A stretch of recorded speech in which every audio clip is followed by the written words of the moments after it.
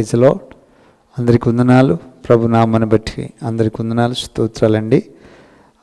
మాది ఆంధ్రప్రదేశ్ కృష్ణా జిల్లా చందర్లపాడు మండలం తోటరాళ్ళపాడు అనే విలేజ్లో నేను జన్మించాను. మా తండ్రికి మేము 5గురు సంతానము. ఇంటికి పెద్దవాడిని నేనే. అయితే ప్రభు నామమును బట్టి దేవుని సన్నిధిలో ప్రార్థన చేస్తూ దేవుని యొక్క కృపలో ఇంతవరకు దేవుడు మనల్ని కాసి కాపాడినట్టుగా ఒక దినమున దేవుడు నన్ను పట్టుకోవటానికి కారణం ఏంటి అనేది నాకైతే తెలియదు, కానీ దేవుడు నన్ను పట్టుకోవడానికి కారణం ఏంటి అనేది నాకు తెలియదు. కానీ మాది అసలు విగ్రహారాధన కుటుంబం. మా నాన్న పేరు సులోమాన్, మా అమ్మ పేరు సుగుణమ్మ. మాది విగ్రహారాధన ఫ్యామిలీ. ఒక రోజున నేను మా తమ్ముడు గొర్రెలు కాసేవాడు, నా తర్వాత వాడు. నేను 10th క్లాస్ ఎగ్జామ్ రాసిన తర్వాత నేను ఎలా ఉన్నానో ఏంటనేది దేవుని సన్నిధిలో ఇప్పటివరకు కాపాడినట్టుగా విగ్రహారాధన చేస్తున్నాను, కానీ మనశ్శాంతి లేని జీవితం, నెమ్మది లేని జీవితం. అంకానమ్మ, గంగానమ్మ, ముత్యాలమ్మ, పోలేరమ్మను కొలిచేవాళ్ళు మా నాన్న వాళ్ళు. నూకానమ్మ జాతర తిరునాళ్ళు వచ్చేది ఆ ఏరియాలో, ఫేమస్ ఆ తిరునాళ్ళ, ఎప్పటికి జరుగుతుంది. ఆ తిరునాళ్ళ ఆ ప్రాంతంలో జరుగుతున్నప్పుడు అంకానమ్మకి, గంగానమ్మకి, ముత్యాలమ్మకి, పోలేరమ్మకి, వాటన్నిటికీ మా ఇంటి వాళ్ళందరూ కూడా, మా తాతల కాడి నుంచి కూడా అందరూ కూడా వాటిని కొలిచేవాళ్ళు. కానీ ఇప్పుడైతే అందరూ యేసుప్రభుని నమ్మారు. నేను నమ్మటానికి కారణం అనేది నేను చెప్తాను, చాలా జాగ్రత్తగా వినండి. ప్రతి సంవత్సరం కూడా జాతర చేసి ఇంటికి రాగానే గొర్రెలన్నీ చనిపోయాయి. ప్రతి డిసెంబర్లో జాతర చేసేవాళ్ళు సంవత్సరానికి ఒకసారి. ఆ గొర్రెలన్నీ కూడా చనిపోతున్నప్పుడు మా అమ్మ, మా నాన్న వాటి దగ్గర నిలిచి ఏడ్చేవాళ్ళు. ఏంటి ఈ గొర్రెలన్నీ చనిపోతున్నాయి అని ఏడ్చేవాళ్ళు. ఆ జాతరలో జాతర చేసే వ్యక్తి పూజారిలాగా ఉంటాడు.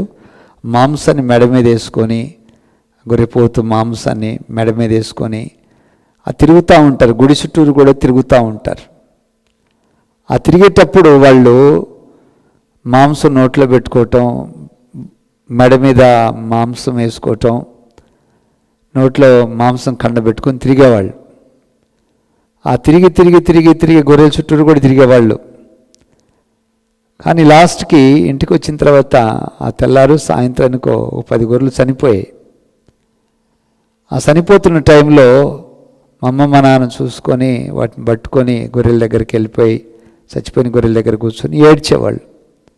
నోటికాడికి వచ్చిన జీవాలు చనిపోతున్నాయి, గొర్రెలు చనిపోతున్నాయి, ఏంటి ఏం అర్థం కావట్లేదని ఏడ్చేవాళ్ళు. నాకు అనిపించింది, నేను ఇంటికి పెద్దవాడిని కాబట్టి నాకు అనిపించింది, ఈ గొర్రెలు ఎందుకు చనిపోతున్నాయి, ఏమైంది అని ఆలోచన చేసి 10th క్లాస్ ఎగ్జామ్ రాసిన దినాల్లో నేను పొలంలోకి ఆ గేదెలు తోలి ఒక చెట్టు కింద, ముళ్ళ పొద కింద కూర్చొని, బాస్పట్లు వేసుకొని కూర్చొని నేను అడిగేవాడిని. అంటే మా దేవతలను పిలుద్దామని, మేము ఆరాధిస్తున్న దేవతలను పిలుద్దామని నేను చెట్టు కింద కూర్చొని బాస్పట్లు వేసుకొని కేకేసాను. ఏమనంటే, నువ్వెవరవో తెలియదు, నన్ను ఈ పరిధ్యానం లేకుండా నా మనస్సారని యొక్క ధ్యానం చేసుకునేలాగిన, నా మనస్సంతా నీ యొక్క పాదం లేదు మనస్సు లగ్నమైండులాగిన, నీ పాదసేవే నాకు విజ్ఞానం నేర్పు, ఇంకేమొద్దు అని అడిగా. నేను ఈ మాటలు చెప్పాను. చెప్పగా నా దగ్గరికి ఆంజనేయులు, శివుడు, వినాయక, కనకదుర్గ, కాళిక, గంగాళమ్మ, ముత్యాలమ్మ, పోలేరమ్మ, మైసమ్మ వీళ్ళందరూ వచ్చారు. వీళ్ళు కింద అనట్లేదు, పైన అనట్లేదు, మధ్యలో నిలిచి ఉన్నారు. మధ్యలో ఎప్పుడైతే నిలిచి ఉన్నారో నేను మరలా అవే మాటలు పలికాను. హోయా, నువ్వెవరో తెలియదు, నన్ను ఈ పరిధ్యానమే లేకుండా నా మనస్సారని యొక్క ధ్యానం చేసుకునేలాగున, నా మనస్సంతా నీ యొక్క పాదము లేదు మనస్సు లగ్నమైనలాగున, నీ పాదసేవే నాకు విజ్ఞానం నేర్పు, ఇంకేమొద్దయ్యా అని చెప్పేసి నేను కళ్ళు మూసుకొని చెప్పాను. నేను చెప్పగానే నాకు ఎదురుగున్న ఆంజనేయులు, శివుడు, వినాయక, కనకదుర్గ, గంగాళమ్మ, ముత్యాలమ్మ, పోలేరమ్మ వీళ్ళందరూ కూడా ఇటు పారిపోయారండి. అప్పుడు దాకా వాళ్ళు ఎదురెదురుగా నా కోసం వాళ్ళు ఎదురెదురుగా నిలబడి ఒక ఇద్దరిద్దరు మాట్లాడుకుంటున్నట్టుగా నేను చూశాను. ఇదంతా నేను చూస్తున్నా, రియల్గా చూస్తున్నా, కల్లో కాదు, ఇది రియల్గా చూస్తున్నా. నేను వాళ్ళతో మాట్లాడదామని ఎంత ట్రై చేసినా కానీ వాళ్ళు నాతో మాట్లాడలేదు. నేను ఈ మాటలు చెప్తున్నాను, చెప్పిన మరుక్షణం నాకు తెలియకుండానే ఓ నా మన్మథ స్వరూపుడా ఒకసారి నాతో మాట్లాడాయని నేను చెప్పడం జరిగింది. నేను ఎప్పుడైతే ఈ మాటలు చెప్తున్నానో చెప్పగానే వీళ్ళు పారిపోయిన మరుక్షణం ఆకాశం తెరవబడింది. పెద్ద సౌండ్ వచ్చి ఆకాశం తెరవబడి అందులో నుంచి ఒక ఆయన ఆ సింహాసనం మీద కూర్చొని అవతల నుంచి ఒక ఆయన మాట్లాడుతున్నాడు. ఏమని అంటున్నాడంటే, ఎంత తిన్నగా చూసినా ఆయన ముఖం అయితే నాకు కనబడటలేదు, కానీ ఆయన చెప్తున్న మాట స్వరం వినబడుతుంది. నేను నిన్ను ఏర్పాటు చేసుకున్నాను, నా స్వరక్తం ఇచ్చి కొన్నాను, నీవు నాకు కావాలి అని చెప్పేసి ఒక స్వరం వినబడుతుంది. ఎప్పుడైతే ఆ స్వరం వినబడిందో ఆ స్వరంతోనే వినబడుతుంటేనే పైనుంచి వెలుగు నీ కూర్చున్న ప్లేస్లో నా మీద పడింది. పొలంలో ఆ వెలుగు ఎప్పుడైతే నా మీద పడిందో ఆ వెలుగు పడిన మరుక్షణంలో చచ్చిన వాళ్ళలాగా ఇక నాలో ఓపిక లేదు, మొత్తం నేను పడిపోతే ఆ వెలుగు నా మీద పడుతుంటేనే నాలో నుంచి ఒక బంతాకారంలో ఒక చీకటి ప్రభావం నాలో నుంచి బయటకు వెళ్ళిపోతే నేను గమనించాను. అది ఎప్పుడైతే నాలో నుంచి వెళ్ళిపోయిందో ఒక హస్తం వచ్చి నన్ను పట్టి ఇలా లేపి కూర్చుని పెట్టి ఎటు చూడు నా వైపు అన్నాడు. ఆయన హస్తం వైపు ఇలాగ చూస్తే అందులోంచి వెలుగులు, ఆ అగ్ని జ్వాలలు ఆ హస్తం నుంచి బయలుదేరుతున్నాయి. ఆ అగ్ని జ్వాలలో నుంచి ఒక స్వరం వినబడుతుంది. ఏమనంటే, నేను ఏర్పాటు చేసుకున్నాను, నా స్వరక్తం ఇచ్చి నేను కొన్నాను, నీవు నాకు కావాలని చెప్పేసి ఒక స్వరం వినబడుతుంది. సచిన వాళ్ళలాగా పడిపోయిన నన్ను లేపి కూర్చున్నబెట్టి నాతో మాట్లాడుతున్నాడు. నా వైపు చూడంటే ఆయన సింహాసనం మీద కూర్చున్న ఆయన పాదం వచ్చి భూమి మీద వాలింది, భూమి మీద నిలబడింది. ఆయన పాదాలు వచ్చి ముందు వచ్చిన వాళ్ళ పాదాలేమో భూమి మీద నిలబడలేదు, పైన లేరు, గాల్లో ఉన్నారు వాళ్ళు. అప్పుడు ఆయన ఒకసారి ఆ సింహాసనం మీద ఇలా చేతులు పెట్టి నిలబడితే నా ఎదుట ఆయన కాళ్ళు ఉన్నాయి. ఆయన తల వెళ్ళిపోయి ఆకాశాన్ని దాటి అవతలుంది ఆయన బాడీ. అంత హైట్ ఉన్నాడు ఆయన. అప్పుడు కూడా చెప్తున్నాడు, నేను నిన్ను ఏర్పాటు చేసుకున్నా, నా స్వరక్తం ఇచ్చి నేను కొన్నాను, నీవు నాకు కావాలి అని చెప్పాడు. ఎప్పుడైతే ఈ మాటలు చెప్పగానే నాలో ఉన్న నరనరాల్లో బాడీలో ఉన్న సివరింగ్, బాడీ అంతా సివరింగ్ వచ్చి ఎముకలు అన్నీ కూడా సివరింగ్ వచ్చేసినాయి. వణుకుతున్నా. నా దగ్గరకు వచ్చి నా మీద చేయబెట్టాడు ఆయన. నా వణుకు ఆగిపోయింది. ఆగిపోయిన తర్వాత నేను అనుకున్నా, ఈ ప్లేస్లో దేవుడు ఉన్నాడు. ఎందుకంటే విగ్రహారాధన చేసిన వాడు కదా, ఈ ప్లేస్లో దేవుడు ఉన్నాడు కనుక ఈ స్థలంలోకి ఏ పశువు కానీ ఏ జంతువు కానీ ఇందులోకి రానియకూడదు. మనం ఈ స్థలాన్ని జాగ్రత్తగా కాపాడుకోవాలని ఆ స్థలం చుట్టూరు కూడా నేను కంచె వేసి 4 రోజులు అదే టైంకి మధ్యాహ్నం పిలిచాను. మధ్యాహ్నం వచ్చాడు. రోజు 4 రోజులు మధ్యాహ్నం వచ్చి పిలిస్తే రోజు మధ్యాహ్నం వచ్చేవాడు. ఎవరబ్బా ఈయన మధ్యాహ్నం వస్తున్నాడని చెప్పేసి నాకు అర్థం కాకపోయేది. అప్పటికి ఆయన యేసు ప్రభు అని నాకు తెలియదు. నా దగ్గరకు వచ్చి ఆయన పిలుస్తున్నప్పుడు ఈయన ఎవరో అనుకునేది. అప్పుడు నా పేరు వేరయ్య, ఇప్పుడైతే నా పేరు యేసు లాజరస్. అప్పుడు నన్ను పిలిచినప్పుడు నేను ఎవరో అనుకున్నా. 4 రోజులు వరుసన పిలిచాను. 5వ రోజు అనుకున్నా నేను ఇంటికి వస్తాడేమో చూద్దామని చెప్పేసి ఇంటికి కూడా వెళ్ళి పిలిచాను. ఇంటి దగ్గర పంపు దగ్గరికి వెళ్ళి నీళ్ళు తీసుకొని ఆ నీళ్ళు తీసుకొచ్చి మంచి టవల్ తీసుకొని ఒక మూలన గదిలో తుడిచి బండ మీద తుడిచి దాని మీద కూర్చొని నా బండ్ల మీద కూర్చొని ఇంట్లో మళ్ళీ అవే మాటలు పిలిచాను, పొలంలో పిలిచిన మాటలు. ఓ అయ్యా, నువ్వెవరో తెలియదు కానీ నన్ను ఈ పరిధ్యానములు లేకుండా నా మనసారా నీ యొక్క ధ్యానము చేసుకునేలాగున, నా మనసంతా ఇంకా పాదము లేదు మనస్సు లగ్నమైండులాగున నీ పాదసేవ నాకు విజ్ఞానం నేర్పయ్యా, ఇంకేమొద్దయ్యా, ఓ నా మన్మథ స్వరూపుడా అని పిలిస్తే ఇంటికి కూడా వచ్చాడు ఆయన. నాకు అర్థం కాలేదు. ఆయన పొలంలో వస్తున్నాడు, ఇంటికి వస్తున్నాడు, రోజు పిలితే వస్తున్నాడు. ఈయనెవరో తెలీదు మనకి, నాకు తెలీదు అనుకొని అక్కడి నుంచి ఈయన నేను పిలిస్తే రోజు వస్తున్నాడు అనుకొని నేనే ఆయన వదిలేసిన. ఈలోగా చిరంజీవిది ముఠా మేస్త్రి సినిమా వచ్చింది. చిరంజీవిది ముఠా మేస్త్రి సినిమా వచ్చినప్పుడు అప్పుడు నేల టికెట్ రూపాయ, ఆ టికెట్ తీసుకొని సినిమాకి వెళ్ళిపోయినా నేను. ఎప్పుడైతే నేను సినిమాకి వెళ్ళిపోయానో, సినిమా చూసి వచ్చానో, వచ్చిన కొద్ది రోజులకే నాకు తలనొప్పి, బ్యాక్ సైడ్ ఇటు తలనొప్పి వచ్చింది. తర్వాత ఒళ్ళంతా ఫీవరు, బాడీ పెయిన్స్ వచ్చినాయి. టాబ్లెట్లు వేసినా కానీ వేసుకున్న 2-3 నిమిషాలకు 5 నిమిషాల లోపల మొత్తం వామిటింగ్స్ అయ్యాయి. ఆ తర్వాత ఏది తిన్నా కానీ, ఇడ్లీ తిన్నా, ఏది తిన్నా కానీ మొత్తం బయటకు పడేది, బాడీలోకి ఏది ఉండేది కాదు. తీవ్రమైన జ్వరం, తీవ్రమైన తలనొప్పి, బాడీ పెయిన్స్ ఉండేవి. చాలా బక్కగా అయిపోయినా. 1 నెల రోజులైంది అప్పటికి. ఇక డాక్టర్ దగ్గరికి వెళ్తే ఇక్కడ ఉన్న తలనొప్పిని కుడి చేతులు ఇక్కడ పట్టుకున్నాడు నరం, ఇక్కడ ఇంజెక్షన్ చేస్తే 2 గంటలు ఆగింది తలనొప్పి, మళ్ళీ స్టార్ట్ అయింది. ఆ తర్వాత నేను తలనొప్పితోనూ, బాడీ పెయిన్స్తోనూ, తీవ్రమైన జ్వరంతో ఇవన్నీ కూడా పడుతున్నప్పుడు ఏ టాబ్లెట్లు వేసినా రివర్స్ అవుతుంది, ఏ చేసినా బతికేటట్లేడు, కడుపులో నిలబట్టలేదు. మా అమ్మ, మా నాన్న, మా మేనమావులు అనుకుంటున్నారు చచ్చిపోతాడు, ఇక బతకడు, టైం అయిపోయింది, ఏ మెడిసిన్ వేసినా మందులు వేసినా ఆగట్లేదు కదా, చచ్చిపోతాడులే అని మాట్లాడుకుంటున్నారు ఇంటి ముందు. నేను ఇంటి వెనక ఒక షెడ్లో పండుకొని ఉన్నా. నేను రేకుల షెడ్ ఉంది మాది, మా నాన్నది, అందులో పండుకున్నా. మనసులో ఎముకల మీద నిలబడిన, ఎముకలు, మాంసం లేదు బాడీలో. ఆ తర్వాత ఆ మాటలు మా నాన్న, మా మేనమామలు అనుకునే మాటలు వినబడ్డాయి. ఓ చచ్చిపోతాను కదా అనుకున్నా.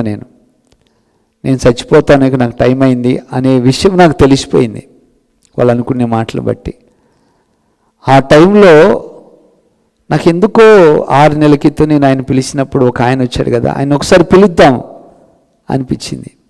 నేను పిలిచాను. ఓ అయ్యా, నువ్వెవరో తెలియదు కానీ నన్ను ఈ పరిధ్యానం లేకుండా నా మనస్సారి నీ యొక్క ధ్యానం చేసుకునేలాగా, నా మనసు అంతా నీ యొక్క పాదం లేదు, మనస్సు లగ్నమండులాగా నీ పాదసేవే నాకు విజ్ఞానం నేర్పయ్యా, ఇంకేముద్దయా అని దండం పెట్టేలాగా తల పక్కగా తిప్పి ఏడుస్తూ చెప్పాను. ప్లీజ్ అయ్యా అన్నాను. ఆయన యేసుప్రభు అని తెలియదు, మరి ఇంకొక దేవుడని తెలియదు. ఎందుకంటే ఏ దేవుడి పేరు కూడా నేను ఎందుకు పెట్టలేదంటే, మాకు చాలామంది దేవుళ్ళు ఉన్నారు, దేవుళ్ళు అనబడిన వాళ్ళు చాలామంది ఉన్నారు. మాకు అంకాణమ్మ, గంగాణమ్మ, ముత్యాలమ్మ, దేవుళ్ళు, దేవతలు అనబడిన వాళ్ళు చాలామంది ఉన్నారు. కాబట్టి ఏ దేవుడి పేరు పెట్టకుండా పిలిస్తే, ఒక ఆయన మాత్రం తెల్లటి నిలువుటంగి వేసుకొని మేఘాల మీద, భూమి మీద మనం నడిచినట్టుగా మేఘాల మీద నడుస్తున్నాడు. రియల్గా నేను చెప్తున్నాను, కనులారు చూసే కాబట్టి చెప్తున్నాను. ఆయన అడుగు వేస్తుంటే మేఘం ఆయన కాలు కింద లేకపోయినా ఆ మేఘం వచ్చి ఆయన కాలు కిందకు వస్తుంది. ఇలా అడుగేస్తూ ఉంటే మేఘం పరిగెత్తుకుంటూ వచ్చి కాలుకి వచ్చి నిలబడుతుంది. అలాగా ఆకాశ వీధుల్లో ఆయన నడుస్తుంటే మేఘాలే ఆయన కాళ్ళ కిందకు వస్తున్నాయి. అంతగా నడుస్తున్నాడు ఆయన. నా బాడీ సివరింగ్స్తో వచ్చింది. అప్పుడు ఆకాశం మేఘాల మీద నేను చెప్తున్నాడు, నేను నిన్ను ఏర్పాటు చేసుకున్నా, ఇలా చేయబట్టి చెప్తున్నాడు, నేను నిన్ను ఏర్పాటు చేసుకున్నా, నా స్వరక్తం ఇచ్చుకున్నాను, నీవు నాకు కావాలి అని చెప్పేసి ఆయన నాతో మాట్లాడుతున్నాడు. ఆ మాటలు నాలోకి ఎప్పుడైతే వస్తున్నాయో నేను ఇమ్మీడియట్గా లేచిన. 1 నెల రోజులైతే నేను లేవకుండా మనసులో ఉండండి. పంపు దగ్గరికి వెళ్ళినా, నీళ్ళు తెచ్చుకున్నా, స్నానం చేసిన, మంచి డ్రెస్ వేసుకుని కూర్చున్నా. మా నాన్న వచ్చాడు. ఏందిరా ఏమైంది అని చెప్పేసి అడిగాడు. ఏమో నాన్న, ఎవరో కానీ ఒక మేఘాల మీద నడుస్తున్నాడు ఒక ఆయన.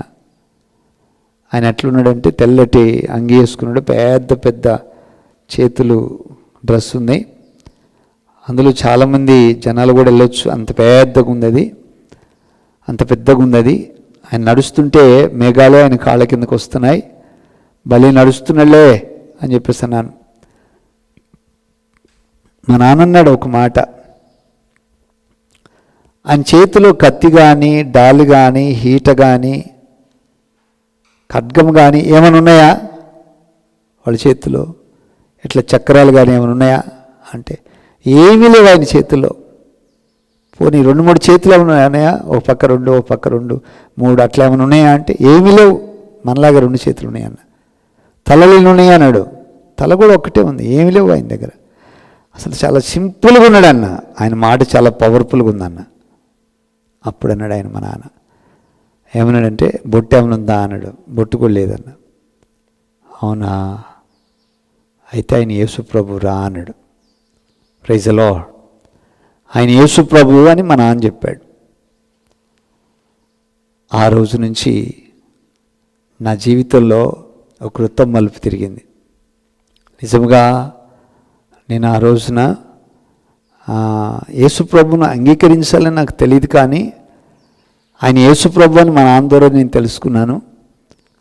ఆ తర్వాత నేను యేసు ప్రభుని ఆ రోజు నుంచి ఇంక సొంత రక్షకుడిగా అంగీకరించి బాప్తీసం తీసుకొని, ఒక 1-2 నెలల తర్వాత నేను బాప్తీసం తీసుకొని దేవుళ్ళు అలాగ ఉంటున్నప్పుడు నాకు అనిపించేది, ఏమని అనిపించిందంటే, బైబిల్ చదువుకోవాలి, బైబిల్ కావాలి, ఎక్కడ దొరుకుతుంది అని మా నాన్న పిలిచి అడిగితే మా నాన్న అన్నాడు, బైబిల్ నాకు తెలియదు అన్నాడు.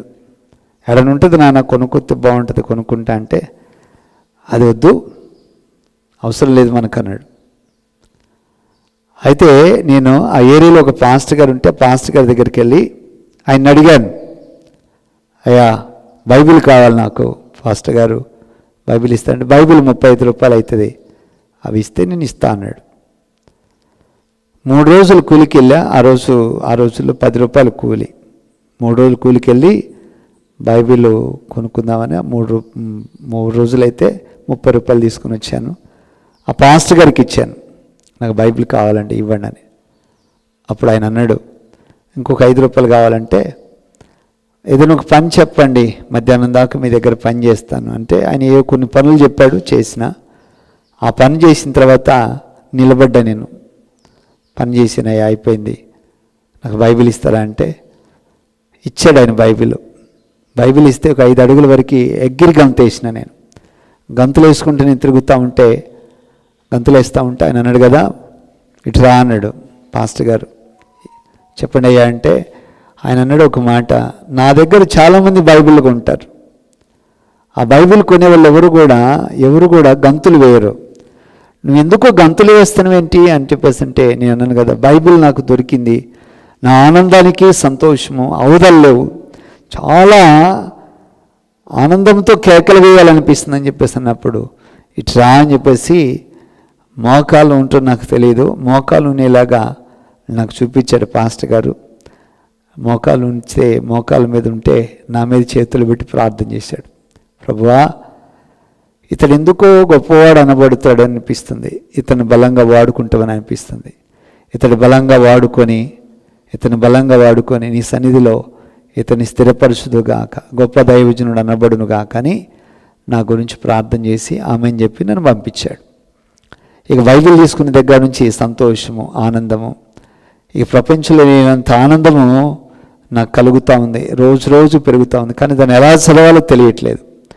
దాన్ని ఎలా చదవాలో తెలియని పరిస్థితులు ఉన్నప్పుడు నేను దేవుని దగ్గర అడుగుతున్నా, ఈ బైబిల్ ఎలా చదవాలయ్యా నాకు తెలియట్లేదు అని చెప్పేసి నేను దేవుని దగ్గర అడుగుతున్నప్పుడు ఒక స్వరం వినబడుతుంది. ఏమనంటే, యెషయా గ్రంథము 60వ అధ్యాయము 1 వచనాల నుంచి చదువన్నాడు ఆయన.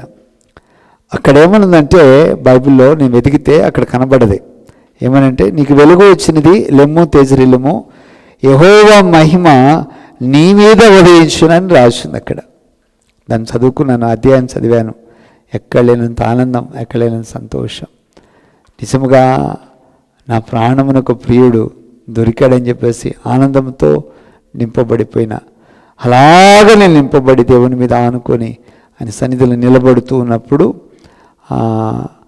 నాకు నేను బైబిల్ చదువుతూ ప్రేయర్ చేసుకుంటూ ఉన్నాను. మా తల్లిదండ్రులు అయితే నన్ను పక్క పెట్టేశారు. వీడు ఏ పని చేయడు, వీడికి ఏమి ఇవ్వనవసరం లేదు, మనం ఏం తిండి పెట్టనవసరం లేదు అని డిసైడ్ అయిపోయినట్టున్నారు. అసలు నన్ను ఎవరు కూడా భోజనం పెట్టాలని ఆలోచన కానీ ఏమీ లేదు నా జీవితానికి. కానీ అలాంటి పరిస్థితుల్లో ఉన్నాను. కానీ మా అమ్మ నాన్న నాకు అన్నం పెట్టడం మానేశారు. యేసుప్రభుని నమ్ముకున్నానని ఎటు పెడితే అటు ప్రేయర్స్కి వెళ్తున్నా. ఎక్కడ పాంప్లెట్ కనపడితే దాన్ని చదువుకోవటం, వెళ్ళిపోవటం. మీటింగ్కి వెళ్ళేవాడిని, ఎక్కడైనా మీటింగ్ల కోసం పరిగెత్తేవాడిని. రేపు మీటింగ్ అనుకో, ఈరోజు సాయంత్రానికి బయలుదేరేవాడిని. ఎట్లా అంటే కాలినడుగుతూనే ఆటోలతో పని లేదు, బస్సులతో పని లేదు, నేను తిరుగుతూనే ఉండేవాడిని. తిరుగుకుంటా బైబిల్ సంఖ్యను పెట్టుకొని పోయి మీటింగ్లు 2 రోజులు 3 రోజులు ఉండి అక్కడ నుంచి మళ్ళీ ఇంటికి వచ్చేవాడిని.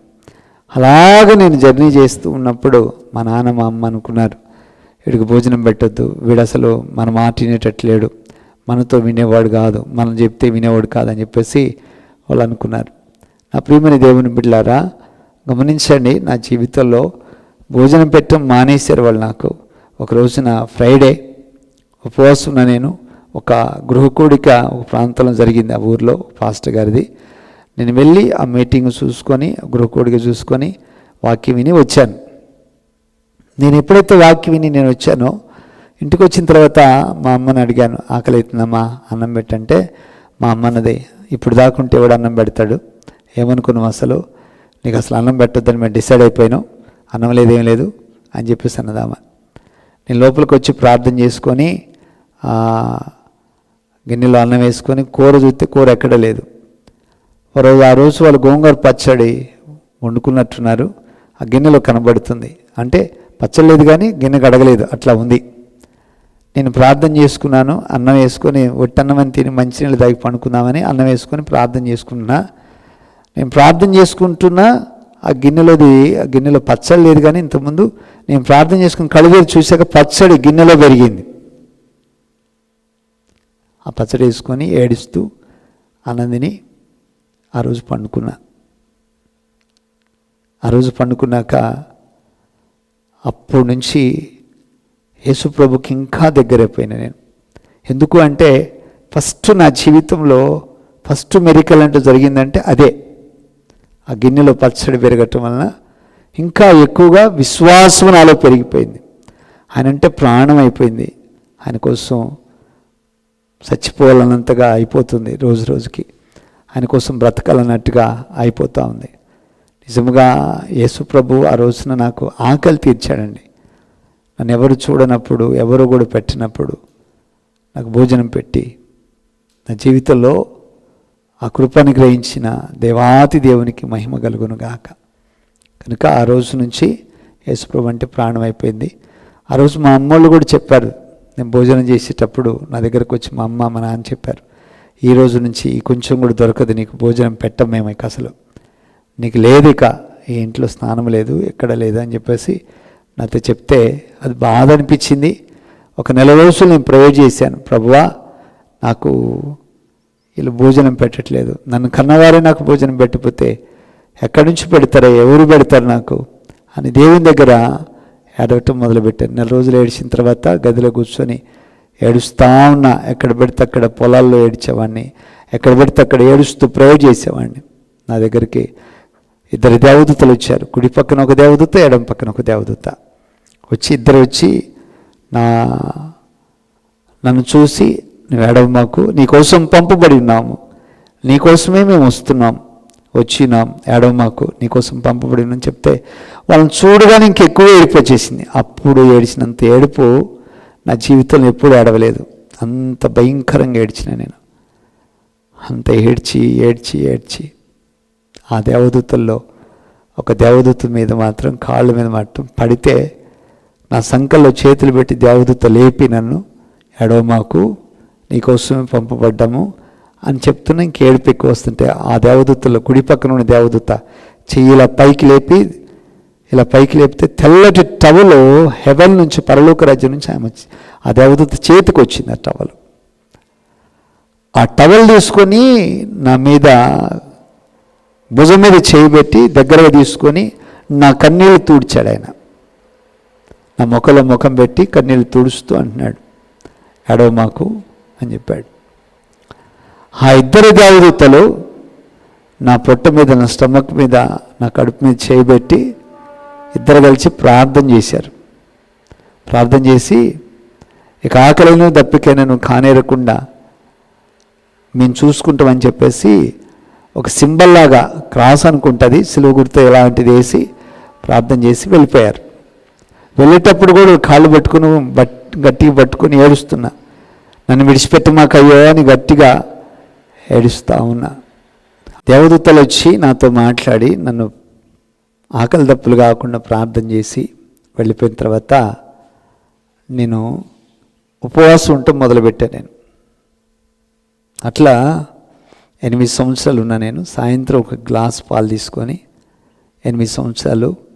ఆ 8 సంవత్సరాల్లో కొన్ని నెలల వరకు నేను మధ్య మధ్యలో నీళ్ళు తాగేవాడిని. అంటే కొబ్బరి బొండ నీళ్ళు తాగి ఉపవాసం ఉండి ప్రేయర్ చేసేవాడిని. ఆ తర్వాత 8 సంవత్సరాల తర్వాత నా నడువులు పడిపోయినాయి. నా నడువులు ఎప్పుడైతే పడిపోయినాయో ఆ నడువులో నుంచి వెనుపూస ఇవన్నీ కూడా పని చేయలేదు. నాకు కాళ్ళు ఏం మాత్రం పని చేయకపోతే ఏడుస్తున్నా. నేను మనసులోనే పండుకొని ఏడుస్తున్నా, అయ్యా నా పరిస్థితి బాగలేదు, నా నడుములు పడిపోయినాయి, ఏం చేయాలో అర్థం కాని పరిస్థితులు ఉండిపోయానని దేవుని దగ్గర ఏడుస్తున్నప్పుడు యేసుప్రభు నా బెడ్ మీద కూర్చొని నా వెన్నుపూసలో నరం ఒకటి మరి ఏమైందో తెలియదు కానీ ఆయన వేలిబెట్టి లాగి వదిలితే నా వెన్నుపూస మొత్తం కూడా సడలింపై నా తలలో సౌండ్ వచ్చింది, పట్టుకుని సౌండ్ వచ్చింది. అప్పుడు చిటికేసి అన్నాడు, లేచి నిలబడి అన్నాడు ఆయన. స్పాట్లో లేచి నిలబడ్డా. నేను నిలబడ్డాను, ఇక నువ్వు పడిపోవు అన్నాడు ఆయన.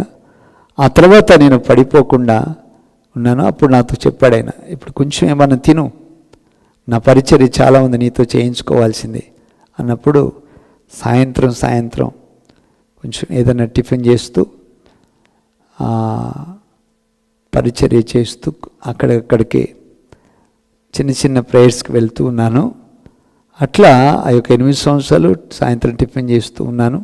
అట్లా 16 సంవత్సరాలు నేను ఫాస్టింగ్ ప్రేయర్లో ఉన్నాను. ఆ తర్వాత దేవుడు నన్ను చాలా ప్రాంతాలకి, అనేకమైన ప్రాంతాలకి తిప్పి సేవ చేయించుకుంటూ ఉన్నాడు. దేవుడు నన్ను సేవకు పిలిచిన తర్వాత సువార్త పరిచర్యలో నడుస్తున్నప్పుడు కాలినడకతో తిరుగుతున్నాను. దేవుడు నాతో చెప్పారు, నువ్వు నాజీరు చేయబడి ఉండాలి 6 సంవత్సరాలు. నాజీరు అంటే కటింగ్ వేయించుకోకూడదు, ఆ జుట్టు పెరిగి ఉండాలి ఇలాగా. అంటే ఆడవాళ్ళకి ఎలా పెరుగుతుంది ఏడదాకా, నాకు పెరిగింది, జుట్టు పెంచుకున్నాను, కటింగ్ వేయించుకోకూడదు అన్నారు. నాజీరు చేయబడి 6 సంవత్సరాలు ఉన్నాను. ఈ 6 సంవత్సరాలు కూడా ఉపవాసంతోనే పరిచర్య చేస్తూ చాలా చోట్లకి తిరిగి నిలువుటంగి వేసుకొని సువార్త పనిలో తిరిగాను. కాళ్ళకు చెప్పులు లేకుండా కూడా తిరిగాను. పరిచర్యలో నడుస్తూ అలాగా ముందుకు కొనసాగుతున్నాను. కానీ కొన్ని రోజుల తర్వాత, 6 సంవత్సరాల తర్వాత నాకు తెలియకుండానే దేవుడే నాకు మాట్లాడి ఇప్పుడు కటింగ్ చేయించుకో అని చెప్పేసి అన్నారు ఆయన. నేను జుట్టు కటింగ్ చేయించుకున్నాను. 6 సంవత్సరాల్లో 16 సంవత్సరాలు ఉపవాసం ఉన్నానని చెప్పాను కదా. ఆ 16 సంవత్సరాల్లోని 6 సంవత్సరాలు నాజీరు వ్రతం నాది. ఆ 6 సంవత్సరాలు పరిచర్యలో ఉంటూనే, నాజీరులో ఉంటూనే దేవుని సన్నిధిలో పరిచర్యలో నడుస్తూ దేవుని కొరకు బ్రతుకుతూ ఉన్నాను. కనుక ప్రియ దేవుని బిడ్డలారా, అది దేవుని కృప. అది నా చేతుల్లో ఏమీ లేదు కానీ అంతా ఆయనే నడిపిస్తున్నాడు. కనుక కొన్నిసార్లు ప్రభు పరిచర్యను బట్టి ఆకలి దప్పులు, శ్రమలు, ఇబ్బందులు, కష్టాలు, అవమానాలు ఎన్ని వచ్చినా ఒకసారి మాత్రం బైబిల్ వదిలిపెట్టి వెళ్ళిపోయినా. నేను బైబిల్ వదిలిపెట్టి అమ్మో ఈ సేవకో దండం, వెనుకో దండం, ఈ శ్రమలో నేను సేవ చేయలేను, నా వల్ల కాదు అని బైబిల్ విడిచిపెట్టి వెళ్ళిపోయినా. నేను ఖమ్మం రాకముందు వెళ్ళిపోతే మళ్ళీ యేసుప్రభు నన్ను వెతుక్కుంటూ వచ్చి నా దగ్గరకు వచ్చి, రా సేవ చేద్దురా, పరిచర్య చేద్దురా అని చెప్పేసి తీసుకుని వచ్చాడు ఆయన. ఆ తర్వాత నేను సేవ చేయడానికి వచ్చాను. కానీ శ్రమల రుచి, బాధలు, నిందలు, అవమానాలు అన్నీ అవి రుచిగా అనిపించినాయి, మంచిగా అనిపించినాయి. ఇప్పుడు అందులోంచి సేవలోంచి వైదొలగ బుద్ధి కాదు. నేను ఒక రోజున బయట పండుకున్నా. నేను ఎప్పుడైతే పండుకున్నానో ఆ పండుకున్నప్పుడు నేను యేసు ప్రభు నేను ప్రేయర్ చేసుకుని వచ్చి పండుకున్నా. నైట్ 1 గంటప్పుడు నన్ను లేపి నువ్వు నన్ను వెంబడించు అని నన్ను లేపాడు ఆయన. నేను వెళ్ళేటప్పుడు ఆయన ఫాలో అయ్యేటప్పుడు నాతో చెప్పాడు, 2-3 కిలోమీటర్ల వరకు, 3-4 కిలోమీటర్లు, 2-3 కిలోమీటర్ల వరకు వెనక్కి తిరిగి చూడొద్దు, నా వైపే చూడాలి నువ్వు అని చెప్పగా నేను ఆయన చూసుకుంటూ నడుస్తున్నా. ఈలోగా ఒక ఊరు దాటాను. ఊరు దాటగానే అప్పుడు యేసుప్రభు నా ముందున్న ఆయన వెనక్కి తిరిగి చూడు ఇప్పుడు అన్నాడు. ఆయన వెనక్కి తిరిగి చూస్తే సాతాను గడు అసలే చీకటి ఉంది. ఆ చీకట్లో వాడు కనబడుతున్నాడు. నోరు ఒకటి, పళ్ళు ఒకటి తెల్లగా కనపడుతున్నాయి. అందులో వాడు చేయెత్తి చెప్తున్నాడు, నువ్వు దాటి వెళ్ళిపోయినావు, నేనేం చేయజాలని అన్నాడు. అలాగున ఓ యేసయ్యా అని యేసయ్య వైపు తిరిగి కేకలేస్తే అప్పుడు ఆయన అన్నాడు, నా తల మీద చేయబెట్టి, భయపడుకో, నీతోనే ఉన్నా, నీ యొద్దనే ఉన్నా, నేను దాటి వెట్టి వెళ్ళను, నీతోనే ఉంటానని నా ప్రభు నాతో చెప్పారు. ఆ రోజు నైట్ అర్ధరాత్రి 1 గంట పైన అవుతుంది. నేను మోకాళ్ళు రోడ్డు మీద యేసు ప్రభు దగ్గర మోకాళ్ళు ఉన్నప్పుడు నాతో చెప్పాడు ఆయన. ఈరోజు నేను చెప్తున్నా, నా వాళ్ళు నన్ను ఎవరు చూడలేదు, నన్ను ఎవరు పట్టించుకోలేదు. చెట్లలో తిరిగాను, పొలాల్లో తిరిగాను, వాగుల్లో నీళ్ళు తాగాను, డ్రైనేజీ వాటర్ తాగాను, ఎక్కడెక్కడో తిరుగుతూ, పొలాల్లో తిరుగుతూ, చెట్ల కింద పండుకుంటూ, రాత్రి అనేది పగలనేది తెలియక చెట్ల కింద పండేవాడిని. కొంతమంది అయితే ఈడెవడో పిచ్చోడు అని చెప్పేసి నన్ను బయటికి కొన్ని ప్రాంతాల్లో చెట్ల కింద పండుకుంటే హేళన చేసిన దినాలు ఉన్నాయి. కానీ అలాంటి పరిస్థితులన్నిటిలోంచి యేసు ప్రభు నన్ను బయటికి లాగి ఈ స్థితిని అనుగ్రహించిన దేవాతి దేవునికి మహిమ కలుగును గాక. ఆమేన్. కనుక ప్రియ దేవుని బిడ్డలారా, ఇప్పుడు ఖమ్మంలో ఉంటున్నా. నేను ఖమ్మం సిటీలో ఇప్పుడు ఇక్కడ సేవ చేస్తున్నాను. నేను ఇప్పుడు ఇక్కడ సేవ చేయడానికి కారణం ఉంది. నన్ను ఆంధ్ర నుంచి ఇక్కడికి పంపించాడు దేవుడు. ఇక్కడ బంధువులు లేరు, స్నేహితులు లేరు, రక్త సంబంధం లేరు, ఎవ్వరు లేరు. ఆయన వెళ్ళమన్నాడు, నేను వచ్చాను. వచ్చి ఒక ఇల్లు అద్దెకి తీసుకున్నాను. 2010 సంవత్సరంలో ఇక్కడికి వచ్చాను. ఇక్కడికి వచ్చిన దగ్గర నుంచి సేవ ఎలా చేయాలో తెలియదు, సిటీ కొత్త. వచ్చి కూర్చున్నాను. ఇంటి రెంట్ కట్టలేని పరిస్థితి. చర్చికి రూము తీసుకున్నా, ఇల్లు తీసుకున్నాను, కానీ అది కూడా కట్టలేని పరిస్థితి. చాలా దారుణంగా ఉంది నా పరిస్థితి. ఆ తర్వాత నేను నా పరిస్థితిని బట్టి నేను దేవుని దగ్గర ప్రేయర్ చేసుకున్నాను. వాళ్ళ దగ్గర, వీళ్ళ దగ్గర, తెలిసిన వాళ్ళ దగ్గర, అందరి దగ్గర డబ్బులు తీసుకుని అప్పు చేసిన 2 లక్షల దాకా. ఆ టైంలో అప్పు చేస్తే ఇంటి రెంట్ కట్టలేక, చర్చి రెంట్ కట్టలేక ఇద్దరు కలిసి నన్ను అడిగారు. ఆ ఇంటి ఆయన, ఈ ఇంటి అని అడిగి, డబ్బులు కట్టాలి పాస్టర్ గారు, మీరు కట్టకపోతే బాగోదు అని సీరియస్గా నాకు వార్నింగ్ ఇచ్చారు. యేసుప్రభుని అడిగాను మోకాళ్ళుని, అయ్యా డబ్బులు కట్టు, అప్పు అయింది అని చెప్పేసి అంటే ఆయన కడతానంటాడు కానీ కట్టట్లేదు. ఒకరోజు అనుకున్నా, 2013 సంవత్సరంలో అనుకున్నా. నేను ఏమని అనుకున్నానంటే, చనిపోతే బాగుంటుంది, డబ్బులు కట్టలేని పరిస్థితి అని రైల్వే ట్రాక్ మీదకి అర్ధరాత్రి ఇంట్లో భార్య పిల్లలను పండుకొనిచ్చి లేచాను చచ్చిపోదామని. తలుపు దగ్గరికి వేసి, గేట్ చిన్నగా వేసి, సౌండ్ చేయకుండా ఇలా ఇంట్లో నుంచి బయటకు అలా వస్తున్నా, ఎదురుగా యేసుప్రభు వచ్చాడు. అలా కొంచెం చిన్న మలుపు ఉంటుంది, ఆ మలుపు తిరిగి అట్లా వెళ్తున్నా. నేను నా దగ్గరికి యేసుప్రభు అలాగ ఎదురుకొచ్చి నాతో చెప్తున్నాడు. ఎక్కడికి వెళ్తున్నామని అడిగాడు. బతకటం చాలా కష్టం ఉందయ్యా, చనిపోవాలనిపిస్తుంది, ప్లీజ్ అయ్యా, నా జీవితం నాకు అర్థం కావట్లేదు, పిల్లలకి ఏం పెట్టలేని పరిస్థితులు ఉండిపోయాను, బతుకు తెరువు చాలా కష్టమయ్యా అని ఏడుస్తూ యేసుప్రభుకి ఆ దినం చెప్పాను.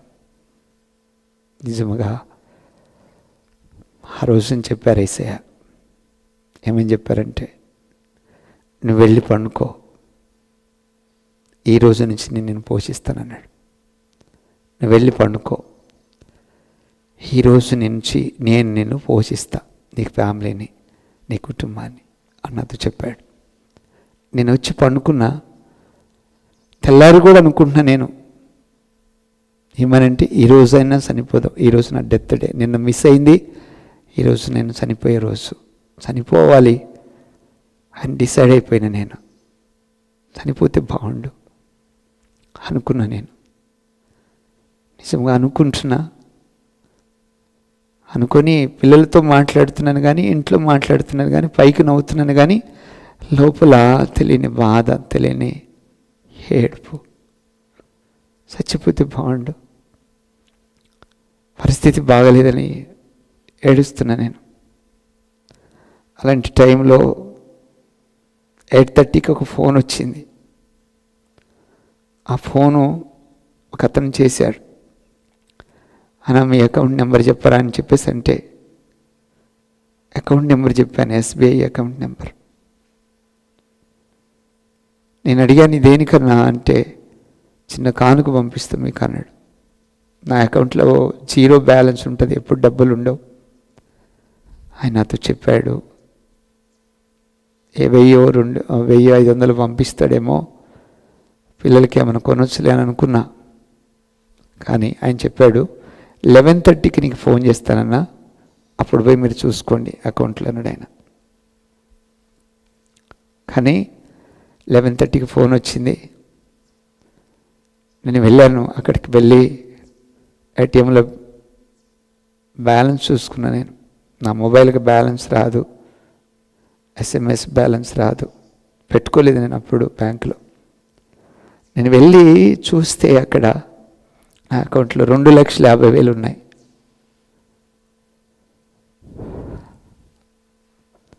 కొంచెం కూర్చొని ఏడ్చినా, నిలబడి ఏడ్చినా. ATMలో ఎవరు లేరు. ఇంటికి ఫోన్ చేసి చెప్పిన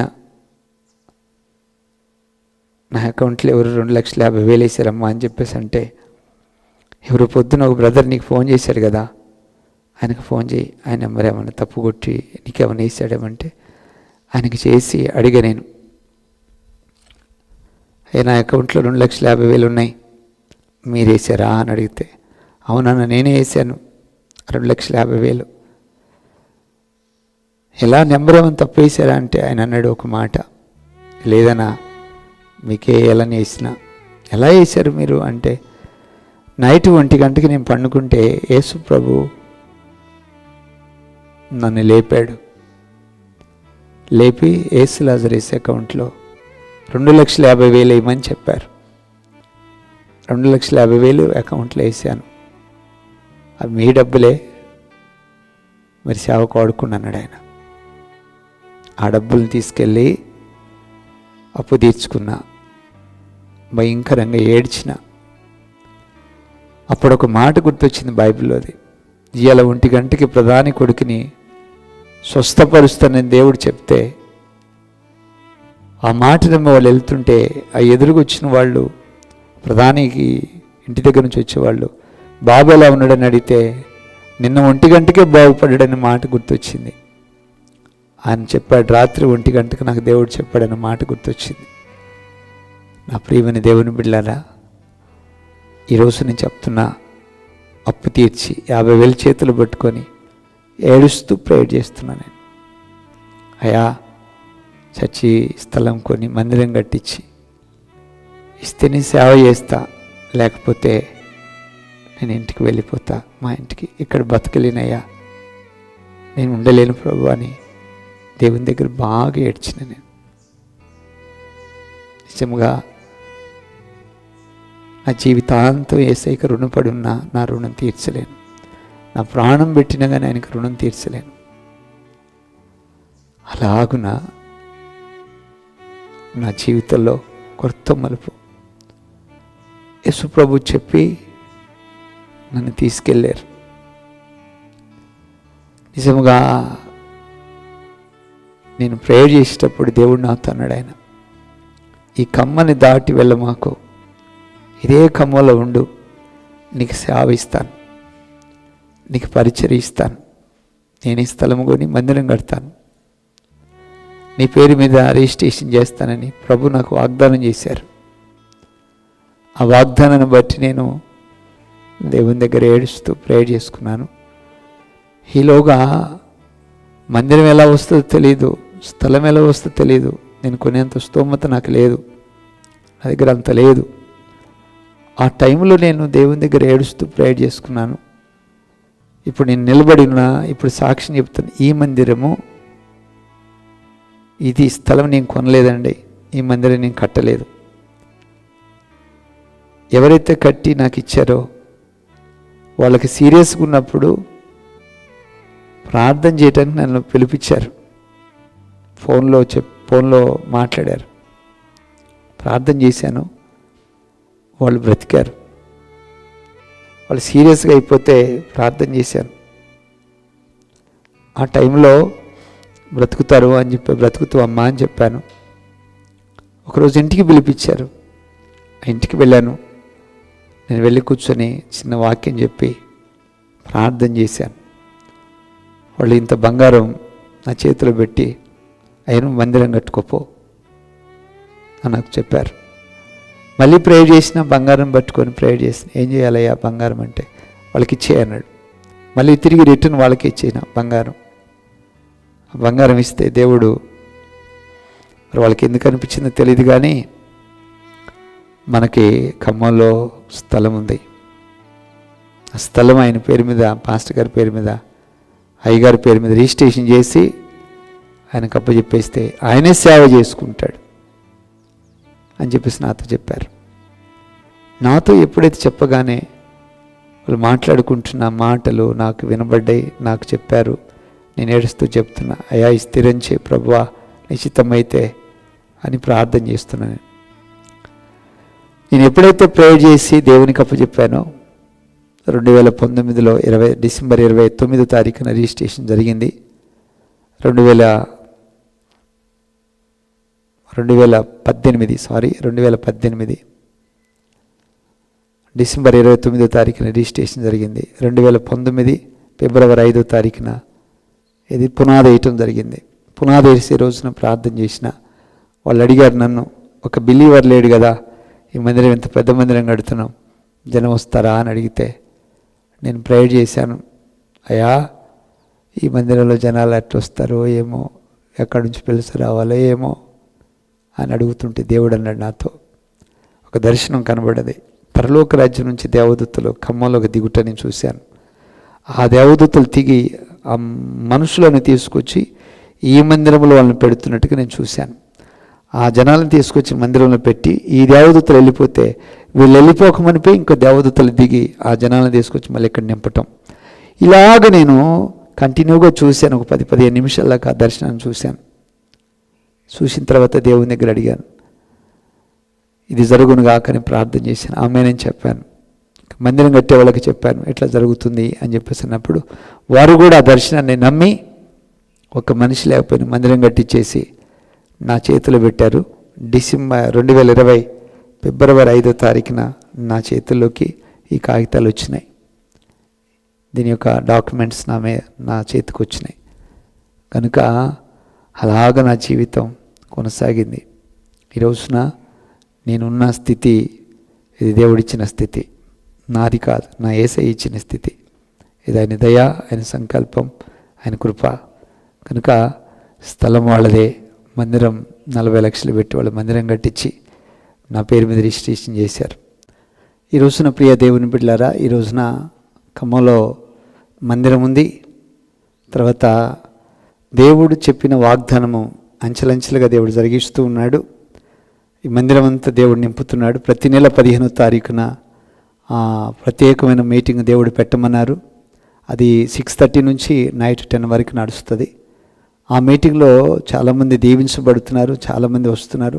ఆయా గ్రామాల నుంచి, ఆయా పట్టణాల నుంచి, ఖమ్మం సిటీలో నుంచి చాలామంది వస్తున్నారు. చర్చి ఫుల్ అవుతూ ఉంది.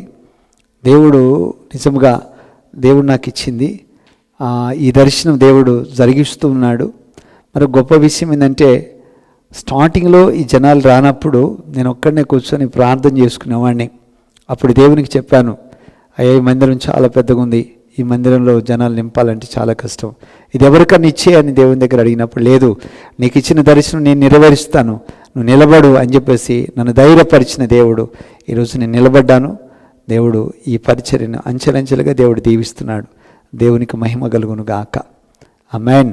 మరొక గొప్ప విషయం ఏంటంటే, నాకు దేవుడు చెప్పారు, నేను త్వరగా వచ్చున్నానని దేవుడు చెప్పారు. ఒకసారి ఒక హోటల్, ఒక మీటింగ్కి వెళ్ళినప్పుడు హోటల్లో ఉంచారు, పైన ఒక రూమ్లో ఉన్నా నేను. ఆ హోటల్లో ఉన్నప్పుడు, ఆ హోటల్లో నేను కూర్చున్నప్పుడు, ఆ రూమ్లో ఉన్నప్పుడు బయట పోర్టుకల్ లాగా ఉంటుంది, దాంట్లో తిరుగుతూ సాయంత్రం 6 స్నానం చేసి 8:30కి మీకు మెసేజ్ అన్నా అని చెప్పేసి అన్నారు. నేను స్నానం చేసి రెడీ అయిపోయి స్నానం చేసి ప్రేయర్లో కూర్చున్నా.